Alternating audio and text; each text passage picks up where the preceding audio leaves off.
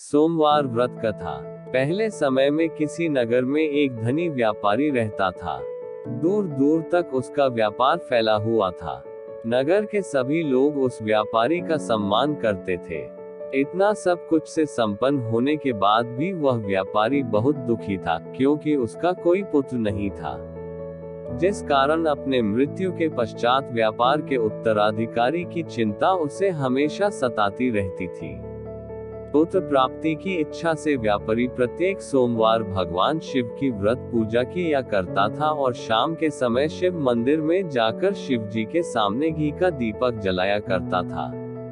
उसकी भक्ति देखकर मां पार्वती प्रसन्न हो गई और भगवान शिव से उस व्यापारी की मनोकामना पूर्ण करने का निवेदन किया। भगवान शिव बोले, इस संसार में सबको उसके कर्म के अनुसार फल की प्राप्ति होती है। जो प्राणी जैसा कर्म करते हैं उन्हें वैसा ही फल प्राप्त होता है। शिव जी द्वारा समझाने के बावजूद मां पार्वती नहीं मानी और उस व्यापारी की मनोकामना पूर्ति हेतु वे शिव जी से बार बार अनुरोध करती रही। अंततः माता के आग्रह को देखकर भगवान भोलेनाथ को उस व्यापारी को पुत्र प्राप्ति का वरदान देना पड़ा। वरदान देने के पश्चात भोलेनाथ मां पार्वती से बोले, आपके आग्रह पर मैंने पुत्र प्राप्ति का वरदान तो दे दिया, परंतु इसका यह पुत्र 16 वर्ष से अधिक समय तक जीवित नहीं रहेगा। उसी रात भगवान शिव उस व्यापारी के स्वप्न में आए और उसे पुत्र प्राप्ति का वरदान दिया और उसके पुत्र के 16 वर्ष तक जीवित रहने की भी बात बताई। भगवान के वरदान से व्यापारी को खुशी तो हुई, लेकिन पुत्र की अल्पायु की चिंता ने उस खुशी को नष्ट कर दिया।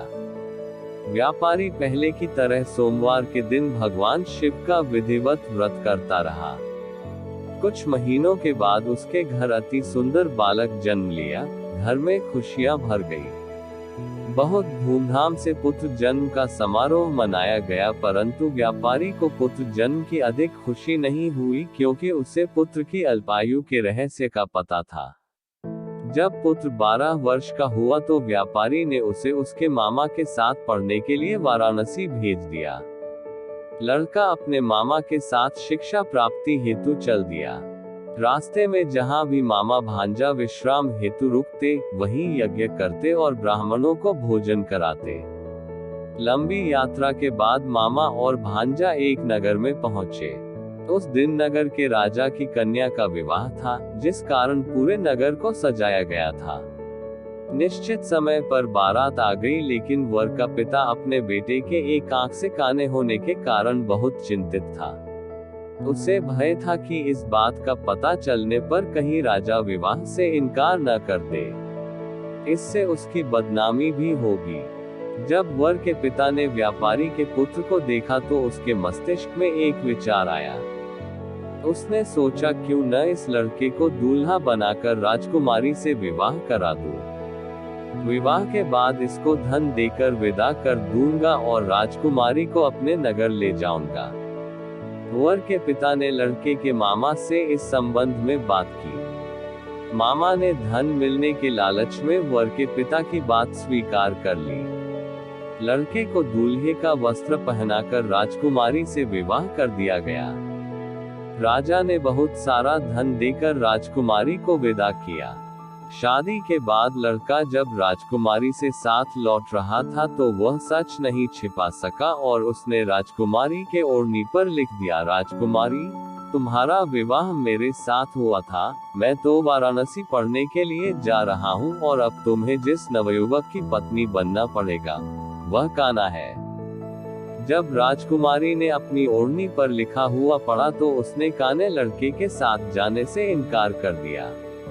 राजा सब बातें जानकर राजकुमारी को महल में रख लिया। उधर लड़का अपने मामा के साथ वाराणसी पहुंच गया और गुरुकुल में पढ़ना शुरू कर दिया। जब उसकी आयु 16 वर्ष की हुई तो उसने यज्ञ किया। यज्ञ के समाप्ति पर ब्राह्मणों को भोजन कराया और खूब अन्न वस्त्र दान किए। रात को वह अपने शयन कक्ष में सो गया। शिव के वरदान के अनुसार शयनावस्था में ही उसके प्राण पखेरु उड़ गए। सूर्योदय पर मामा मृत भांजे को देखकर रोने पीटने लगा। आसपास के लोग भी एकत्र होकर दुख प्रकट करने लगे।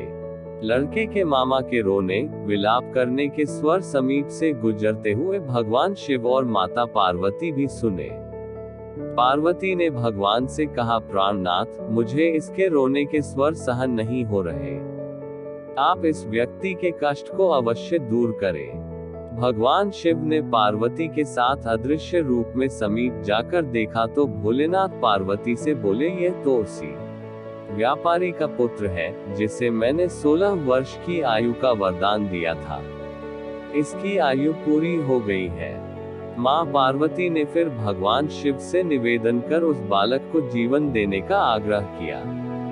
माता पार्वती के आग्रह पर भगवान शिव ने उस लड़के को जीवित होने का वरदान दिया और कुछ ही पल में वह जीवित होकर उठ बैठा।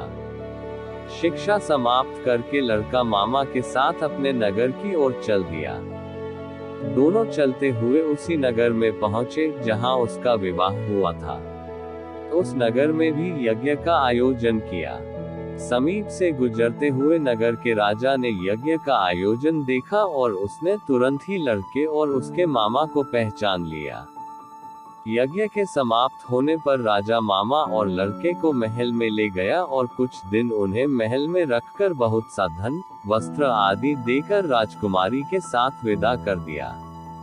इधर भूखे प्यासे रहकर व्यापारी और उसकी पत्नी बेटे की प्रतीक्षा कर रहे थे। उन्होंने प्रतिज्ञा कर रखी थी कि यदि उन्हें अपने बेटे की मृत्यु का समाचार मिला तो दोनों अपने प्राण त्याग देंगे, परंतु जैसे ही उसने बेटे के जीवित वापस लौटने का समाचार सुना तो वह बहुत प्रसन्न हुआ। वह अपने पत्नी और मित्रों के साथ नगर के द्वार पर पहुंचा। अपने बेटे के विवाह का समाचार सुनकर पुत्रवधू राजकुमारी को देखकर उसकी खुशी का ठिकाना न रहा। उसी रात भगवान शिव ने व्यापारी के स्वप्न में आकर कहा, हे श्रेष्ठी, मैंने तेरे सोमवार के व्रत करने और व्रत कथा सुनने से प्रसन्न होकर तेरे पुत्र को लंबी आयु प्रदान की है। पुत्र की लंबी आयु जानकर व्यापारी बहुत प्रसन्न हुआ। सोमवार का व्रत करने से व्यापारी के घर में खुशियां लौट आई। शास्त्रों में लिखा है कि जो स्त्री पुरुष सोमवार का विधिवत व्रत करते और व्रत कथा सुनते हैं उनकी सभी इच्छाएं पूरी होती हैं।